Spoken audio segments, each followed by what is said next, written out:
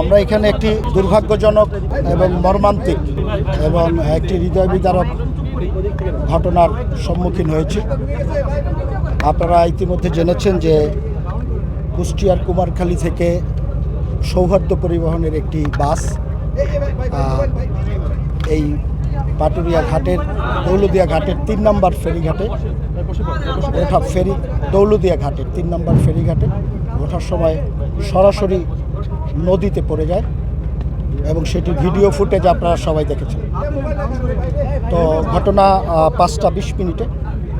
ঘটনার সাথে সাথেই আমরা সংবাদ পেয়ে আমাদের যে ঘাটে যে ডুবুরি দল থাকে তারা সাথে সাথেই এখানে উদ্ধার কাজ শুরু করার চেষ্টা করেছে এবং আমাদের যে জাহাজ হামজা উদ্ধারকারী জাহাজ, সেই জাহাজটি আমাদের খুব দ্রুত সময়ের মধ্যে ৫টা ৪০-৪০-এর মধ্যে এখানে এসে উদ্ধার কাজ শুরু করেছে। আপনারাও তারপর থেকে আছেন, আমরাও যত তাড়াতাড়ি সম্ভব আসার চেষ্টা করেছি এবং এর মধ্যে একটি ঝড় এখানে আপনারা দেখেছেন সবাই, অনেকেই এখানে উদ্ধার কাজও অনেক সময় ব্যাহত হয়েছে।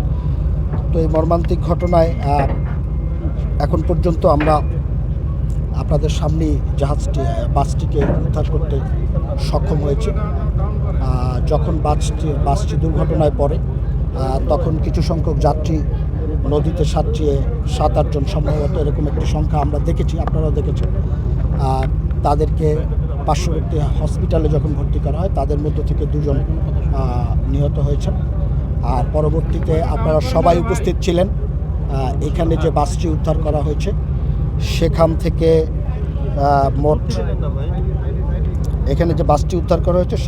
মোট 14 জন। এখন পর্যন্ত আমরা মোট 16 জনের মৃতদেহ উদ্ধার করতে পেরেছি। এই 16 জনের মধ্যে 5 জন পুরুষ এবং 11 জন মহিলা। তো আমরা এই মর্মান্তিক ঘটনার পরবর্তীতে প্রথম থেকেই এখানে আছি সবাই। আমরা ইতিমধ্যে আমাদের রাজবাড়ী জেলার অতিরিক্ত জেলা ম্যাজিস্ট্রেটের নেতৃত্বে একটি তদন্ত কমিটি গঠিত হয়েছে। তারা 3 কার্য দিবসের মধ্যে আমাদেরকে রিপোর্ট দেবেন। আমাদের বিআইডব্লিউটি এর আমাদের নৌপরিবহন মন্ত্রণালয়ের অতিরিক্ত সচিব মহিদুল ইসলামের নেতৃত্বে 5 সদস্যের একটি তদন্ত কমিটি গঠন করা হয়েছে। তারাও আমাদেরকে 3 কার্য দিবসের মধ্যে রিপোর্ট দেবেন। রিপোর্টের পরে আমরা আসলে জানতে পারব। এনএসএফ সার্টিফাইড স্বজন সিপিবিসি পাইপ ভালো তো লাইফ ভালো। বাট আমরা যেহেতু প্রত্যক্ষ, আপনারা অনেকে এখানে যারা প্রত্যক্ষদর্শী আছেন, আমাদের সবারই বক্তব্য এই 16 জনের সহ যে কয়জন জীবিত পাওয়া গেছে, 2 জন হসপিটালে আছেন। আমাদের জনগণের ধারণা যে আরও কিছু যাত্রী থাকতে পারে।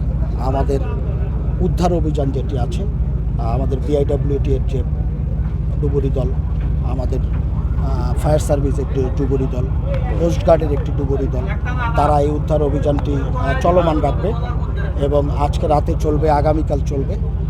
আমরা যারা এর মধ্যে যদি আরও কোনো মরদেহ আমরা পেয়ে থাকি তাহলে অবশ্যই জেলা প্রশাসকের মাধ্যমে সিভিল সার্জনের কাছে হস্তান্তর করা হবে এবং যে 16 জনের মরদেহ আমরা পেয়েছি, মৃতদেহ, তাদের আত্মীয় স্বজনরা লাশগুলো শনাক্ত করে আমাদের সিভিল সার্জনের কাছ থেকে, জেলা প্রশাসকও আছেন এখানে, আমাদের পুলিশ সুপার আছেন, সকল কর্মকর্তারা আছেন, তাদের কাছ থেকে এইটা বুঝে নেবেন। এবং আমাদের ধারণা, অনেকেরই ধারণা যে আরও হয়তো বা কিছু যাত্রী ওখানে থাকতে পারেন।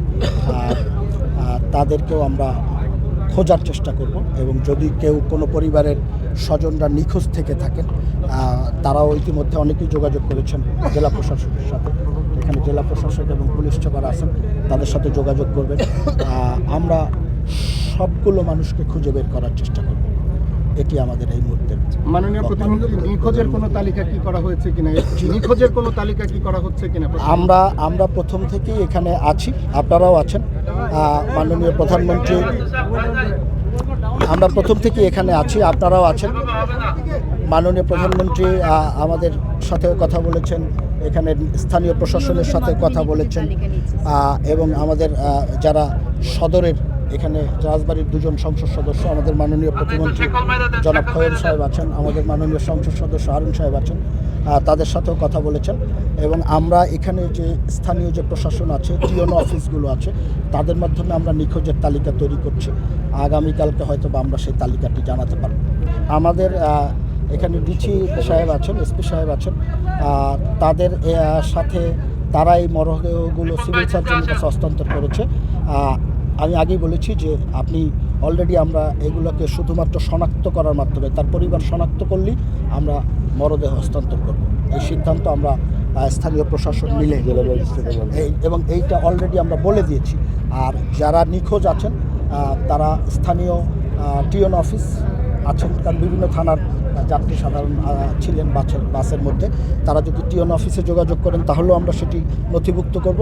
আমাদের ডিসি সাহেবের সাথে যোগাযোগ করলে কিংবা এসপি সাহেবের সাথে যোগাযোগ করলে আমরা সার্বক্ষণিক এইটার সাথে আমরা আছি। আসলে আর্থিক সহায়তা দিয়ে তো মানুষ ফিরিয়ে আনা যাবে না, যার যায় সেই বোঝে যে আসলে কি যায়।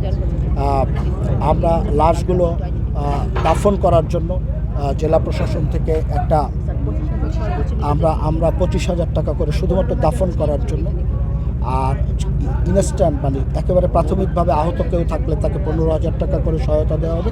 এবং যে মানুষগুলো আমাদেরকে ছেড়ে চলে গেছে তাদেরকে সেই সংখ্যাটা পরিপূর্ণভাবে যখন আমরা নিরূপণ করতে পারবো, তখন তাদেরকে আমরা সবাই মিলে আমরা পরিবারগুলোকে স্থায়ী পুনর্বাসনের সর্বোচ্চ চেষ্টা করব।